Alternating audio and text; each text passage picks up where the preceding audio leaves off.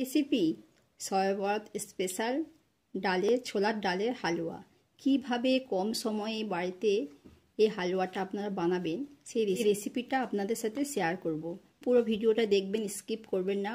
আমার হালুয়ার লুকটা দেখেছেন কত সুন্দর হয়েছে।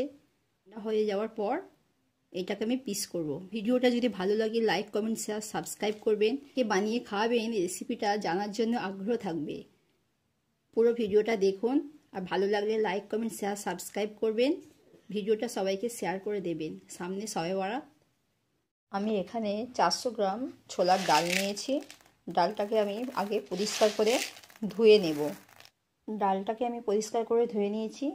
একটা প্রেসার কুকার নিয়েছি, এর মধ্যে দিয়ে সেদ্ধ করে নেব। ডালটাকে আমি কুকারের মধ্যে দিয়ে দিয়েছি। ওর মধ্যে 2টো তেজপাতা নিয়েছি, দেব লবণ, দেব জল, দেব নিয়েছি, দেব আমি 2 বাটি জল দিলাম। ডালটাকে সেদ্ধ করে নেব। আমি ডালটাকে সেদ্ধ করে নিয়েছি। দেখুন 4টে সিটি দিয়ে নিয়েছি। আমার ডালটা দেখুন একদম নরম হয়ে গেছে। এবারে এটাকে আমি বেটে নেব। আপনারা চাইলে মিক্সির কৌটোতেও বেটে নিতে পারেন বা শিলনোড়াতেও বেটে নিতে পারেন। পুরো কিন্তু শুকনো, একটু জল নেই। এইভাবে আপনারা শুকনো করে নেবেন, পানি না থাকে। পানি যদি থাকে পানিটাকে একটু শুকিয়ে নেবেন। আমি 4টে সিটি দিয়ে নিয়েছি।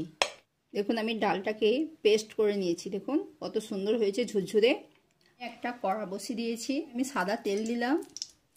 আমার তেলটা গরম হয়ে গেছে। আমি যে ডালটা পেস্ট করে নিয়েছিলাম সেই ডালটাকেও দিয়ে দেবো ওর মধ্যে। এবার আমি এটাকে ভালো করে নাড়তে থাকবো। এই সময় আপনারা গ্যাসটাকে একদম মিডিয়াম টু লোয়ে মাঝে মাঝে রাখবেন, খুব জোরে দেবেন না। এইভাবে আমি 4-5 মিনিট আগে ভেজে নিয়েছি। ডালের গন্ধটা যেন চলে যায়। এবার ওই ডালের মধ্যে আমি যতটা ডাল নিয়েছি ঠিক ততটাই চিনি দেব।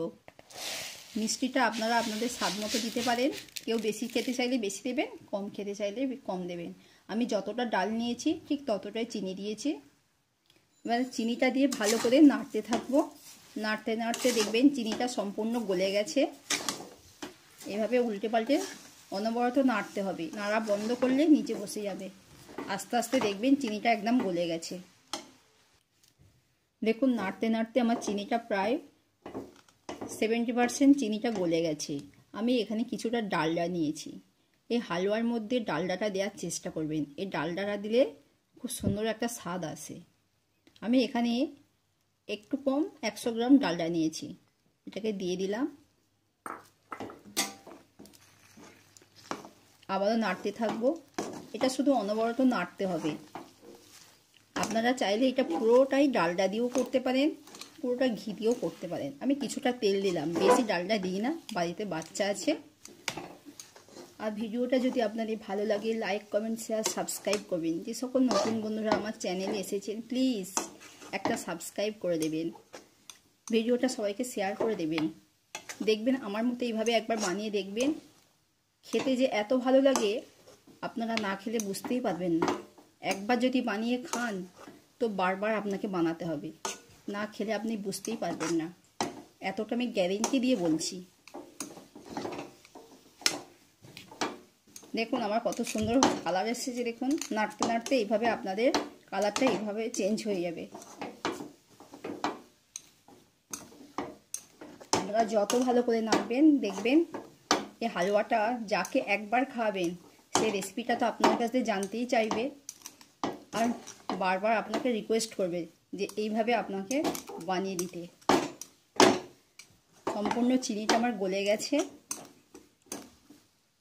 এইভাবে আপনারা 1 মাস সংরক্ষণ করে রাখতে পারবেন।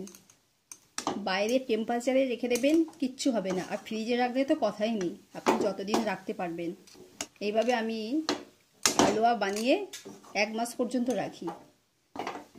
নর্মাল টেম্পারেচারে 1 মাস থাকবে, খারাপ হবে না, কিচ্ছু হবে না। আমি এখানে চীনা বাদাম নিয়েছি, কাজু নিয়েছি, কিশমিশ নিয়েছি আর এলাচ নিয়েছি। এলাচটাকে আমি গুঁড়ো করে দেব। এলাচটাকে আমি গুঁড়িয়ে নিয়েছি।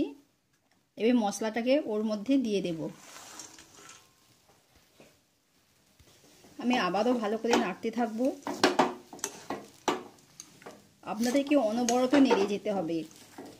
আর দেখবেন এই হালুয়াটা এতটা টেস্টফুল কি বলবো না, আমি বলে বোঝাতে পারবো না আপনাদেরকে। দেখছেন তো আমার হালুয়ার কালারটা আস্তে আস্তে সমানে চেঞ্জ হচ্ছে। যত নাড়তে থাকবেন হালুয়াটা হওয়ার মুখে দেখবেন কালারটা এত সুন্দর চেঞ্জ হয়ে যাবে।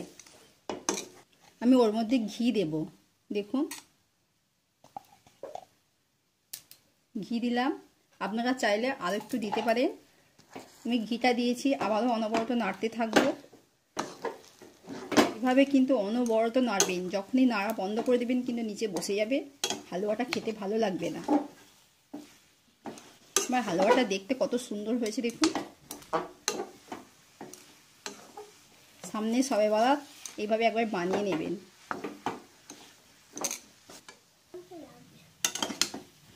আমার হালুয়াটা হতে প্রায় 30 মিনিট ধরে আমি নেড়ে চলেছি। এইভাবে দেখুন আমার হালুয়ার লুকটা দেখুন কত সুন্দর। হালুয়াটা আপনারা পিস করেও খেতে পারেন, আর যদি এইভাবেও রেখে দেন যখন খাবেন একটু করে গরম করে নেবেন, দেখবেন কি ব্যাপক যে লাগে, না খেলে আপনারা বুঝতেই পারবেন না। আমি এবার নামিয়ে নেব। আমি পাত্রে ঢেলে নিয়েছি।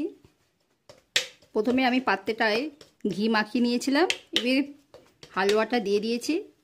একটা গ্লাসের পেছনেও একটু ঘি মাখিয়ে নিয়েছি, নিয়ে এভাবে একটু প্লেন করে নেব। দেখুন আমার হালুয়াটা দেখুন।